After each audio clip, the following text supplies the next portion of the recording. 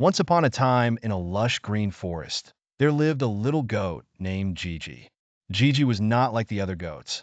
She had a heart full of adventure and dreams of exploring the world beyond her meadow. But there was one problem. The king of the forest, a mighty lion named Leo, who roamed the area and was known to be quite unfriendly to trespassers. One sunny morning, Gigi decided to venture beyond the meadow and explore the enchanted forest. She hopped over bushes, skipped along the babbling brook, and immersed herself in the songs of chirping birds. As she ventured deeper into the forest, she felt a mix of excitement and a tiny bit of fear. Meanwhile, Leo the lion was taking his usual stroll, inspecting his kingdom.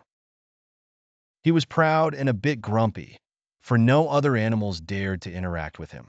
As he was padding through the forest, he heard a rustling noise from the bushes. Curious and a bit annoyed, Leo followed the sound with his imposing steps. Gigi was nibbling on some delicious blackberries when she suddenly heard a faint growl.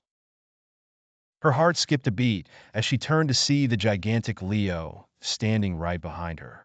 Instead of running away, brave Gigi stood tall, summoning all her courage. "Good day, Mr. Lion," she greeted in the most cheerful voice she could muster. Leo was taken aback. No animal had ever spoken to him so confidently. "Hello there, little goat," Leo replied, more curious than threatening. "You're quite brave to venture alone so deep into my territory." Gigi, feeling a bit more relaxed, said with a smile, "I've always wanted to see the forest's beauty, and I'm honored to meet you, the king himself." Leo, flattered by the unexpected compliment, softened his stance. "You're the first to say such kind words," Leo admitted, his heart warming slightly. "Would you like to join me on my patrol, and I shall show you the secrets of this forest?" Thrilled, Gigi nodded eagerly.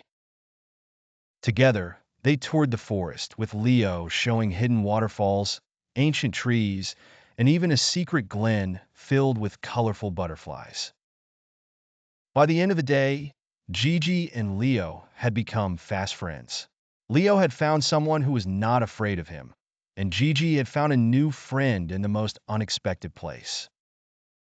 From that day on, Leo was not just the king of the forest, but a more friendly one, and little Gigi's adventurous spirit inspired all the animals to explore more beyond their fears.